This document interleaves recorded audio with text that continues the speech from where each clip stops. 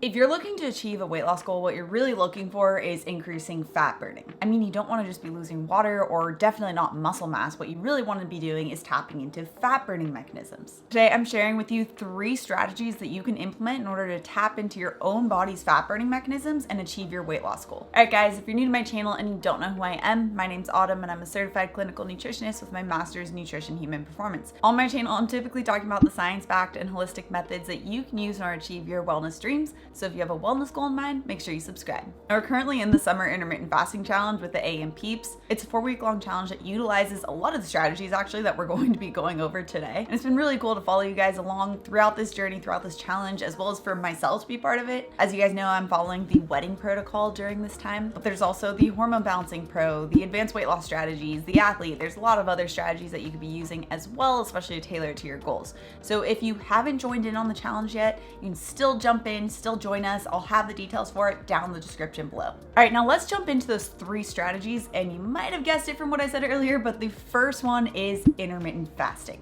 Now, intermittent fasting can mean a variety of different things, or even just fasting in general can mean a lot of different things. This can range from just a simple short 12-hour fast all the way to, of course, a 16 or an 18-hour fast. There's even OMAD, which is 1 meal a day, or alternate day fasting. And then, of course, there's even extended fast. There's a lot of ways to view just fasting or intermittent fasting in general. I personally use a 16-hour fast. Roughly, some days it might be 15, some days it might be a little bit longer depending on my hunger levels. But the type of fasting that you choose and how long you fast really depends on your goals and your lifestyle, as well as your schedule, which really actually plays a huge part in determining what type of fasting that you'll be using on a consistent basis. Now, intermittent fasting helps tap into fat burning mechanisms through a variety of different mechanisms that we've talked a lot about on this channel, but one of the most effective is the fact that it just simply limits the number of times that you're eating throughout the day. Because you see, every time that we eat something, we snack, or we're just eating throughout the day, it causes our body to release the storing hormone insulin. Insulin is something we talk a lot about on this channel because it is so vastly important to fat burning. Because here's the thing, when insulin is high, fat burning, or the process of lipolysis, which literally means the fat breakdown, lipolysis is shut off. So when insulin is high, lipolysis is off, and that means fat burning is off. So if we're constantly eating throughout the day from morning until night, then that means we're constantly going to be having that stream of insulin that's secreted as a result, and that fat burning is going to be consistently shut off.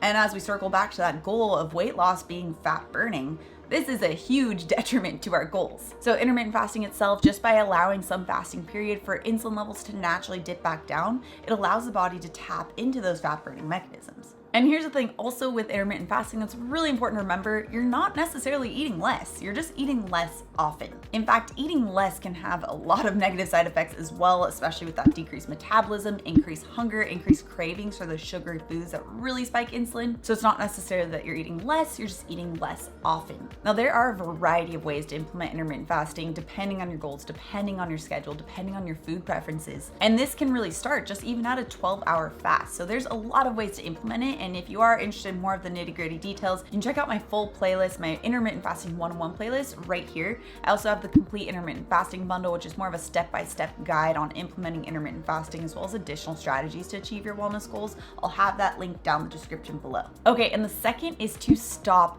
snacking. Now, going back to the fact that every time we eat, we secrete the hormone insulin, and that's our storing hormone that shuts off lipolysis, shuts off fat burning. Now, even if you are using intermittent fasting, if you aren't eating those true meals, if you're snacking throughout the day and you're grazing within that window, you're still going to be getting those elevated insulin levels throughout that window as well. You're not going to allow your body to naturally dip back down on the insulin levels between meals. Not to mention the types of foods that typically most of us would snack on are going to be some of the worst offenders for raising insulin levels. I mean, think about it. Protein bars, popcorn, chips, crackers, candy bars, granola, chocolate. The one thing that a lot of these have in common is that they're either highly processed, high in sugar, or a very dense source of non-satiating carbohydrates without any of the protein or fat to allow your body to actually get satiated, which means that you just end up eating more and more of these snacky types of foods because they don't make you feel satisfied and because they don't make you feel full. They physically do not trigger those satiating hormones of peptide YY or CCK, cholecystokinin, which means that you're going to want to eat more and more of these highly insulin producing foods. So by removing these snack food items, not only are you allowing for those natural dips of insulin between meals,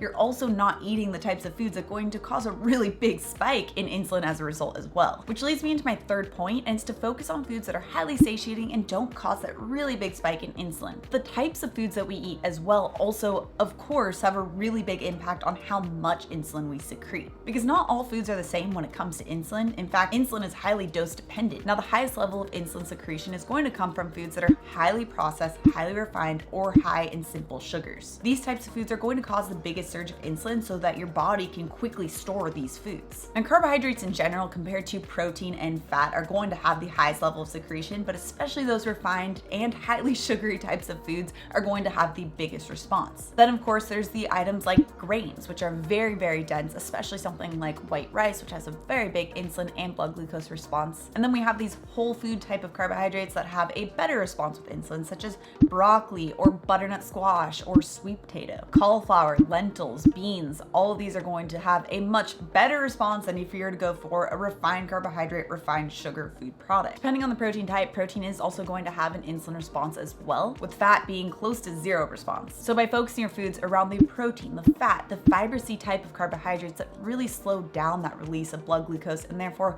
help to temper that result of the insulin spiking up, you can help to minimize that effect of insulin going up. In fact, if you're looking for a breakfast recipe that implements this protein, fat, and fiber approach, you can check out one of my favorite breakfast recipes right here. Also, if you're new to my channel and you love the science-backed information, make sure you subscribe right here. Come out with new videos every Tuesday and Thursday. All right, guys, thanks so much for tuning in, and I'll see you in my next video.